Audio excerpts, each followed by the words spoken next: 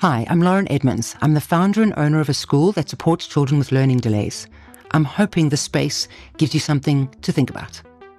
I want to talk a little bit about how we get children to want to do work, to want to put in effort and take the time to do extra practice. Because we often struggle with trying to encourage children to do the thing that they're supposed to be doing and the thing that will get them to where we want them to go. So there's a couple of things. The first is they are only children. They don't know yet what we know.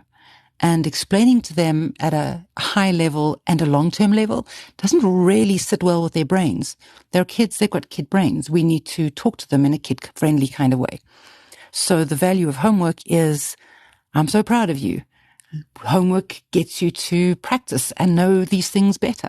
Look at the marks you get when you do your homework.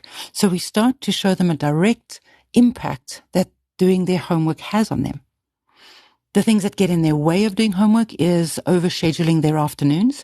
But if your kid can handle it, then no problem. But if they're struggling, schoolwork and passing and getting a good education is quite a serious thing to take on. It's quite important for you to be focusing on that. The other thing to think about is, what is your language around school and homework? And it sounds crazy and we don't often see it in ourselves. And I'm a parent and I've seen it for myself as well in me. But how am I talking about homework? Am I overplaying it and saying it's wonderful and magical and fantastic when clearly it's not necessarily that for the child? Am I saying homework is ridiculous and I can't believe your teachers give you this and oh my gosh, we have to do homework again? Because both of those becomes the voice in your child's head. It becomes their narrative, their story. And if they think something is hard, it's going to be hard. If they think something is a waste of time, it's going to be a waste of time and then will become hard. And it's not a waste of time. It's the thing that will develop their discipline, develop their ability to do what they have been asked to do, and it'll give them practice opportunities. Think about the 10,000 hour rule. We don't get to mastery if we don't put in the effort. And if we think about what Angela Duckworth talks about in terms of grit, is people who succeed, who have talent. The talent is only brought about through effort. And effort supersedes, it supercharges talent. So effort is the thing that we're looking for in any child. And if you think about the first job they're ever going to get, are they going to come home from their job and go, oh, this is so terrible and I don't really want to do it and I'm not going to put in effort? Or they're not going to get very far in life and they might not even keep their job. What kind of attitude do you want them to have to their work when they're older? Well, that's what you got to build in when they're younger. So first thing I want you to do is to check your own language. Are you huffing and puffing? Are you sighing? Are you saying this is ridiculous? Are you avoiding homework as well yourself? Or can you put in the effort and role model to them that effort can be put in? And how are you role modeling effort? Are you doing it, we can get this done. 5 minutes is nothing. I can help you out. Look how much better you are now that you've practiced this. I'm so proud of you. Let's keep going. Can we track how many times you've done homework? Oh my gosh, you've done homework every single week, every single day this week. Look at how well you're doing. I see that your mark improved on Friday, and I think it might be because you practiced, and homework is just practice. How can we do this in a different way that makes it fun for you? How can we tackle the hard things first? And how can we learn to do hard things? All of these things are things that will make school easier for your child.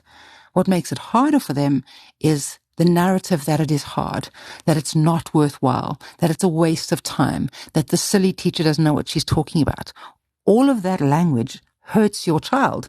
It doesn't hurt anybody else, certainly doesn't hurt the teacher. It's your child's future. And what kind of attitude do you want them to have when they're adults?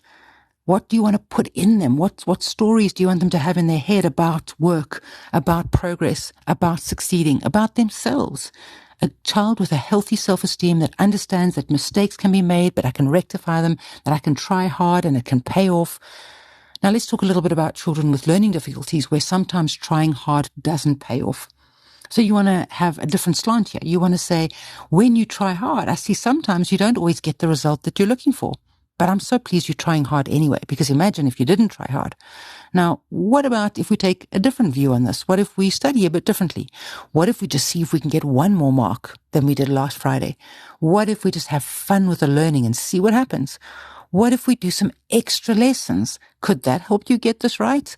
It would be so lovely if I could really help you understand this and you could enjoy your work. So we want to change the mindset always for children so that when they focus on what they're doing, that they really extend themselves into the goal, and they understand that it's up to them. And that you're not going to drag them through primary school, because you dragging them through primary school does not give them a primary school education. It just gives them a report, and it gives them a tick box at the end. We want them strong and robust, with grit and perseverance and self-control and enthusiasm and optimism and gratitude for the learning experiences, because a person with that kind of attitude tends to take on harder things, tends to want to take on harder things, and they tend to succeed. Now, I'm not trying to turn a failing student into an A student. I'm trying to turn a child that is struggling into a child that embraces the struggle and doesn't find it to be defeating. And I think that's possible. Certainly it's something worth working on and developing over time. You generally are not going to get it right instantly. It's going to be a process, but it's worth it, because ultimately if you put that in place for your child, when they get to high school, it's already in them. You no longer have the battle to try to get them to do homework. They understand the value of it. They understand how to place it in their afternoon. They understand that extra time needs to be put in at exam time. They understand that when they're taking on a subject for that homework for that subject, that it is going to be a bit more strenuous, but they do it anyway, because it's just the way we do things around here. So I think you have an opportunity to change your own narrative, which is an opportunity to change theirs, and then an opportunity to change their outcomes through that.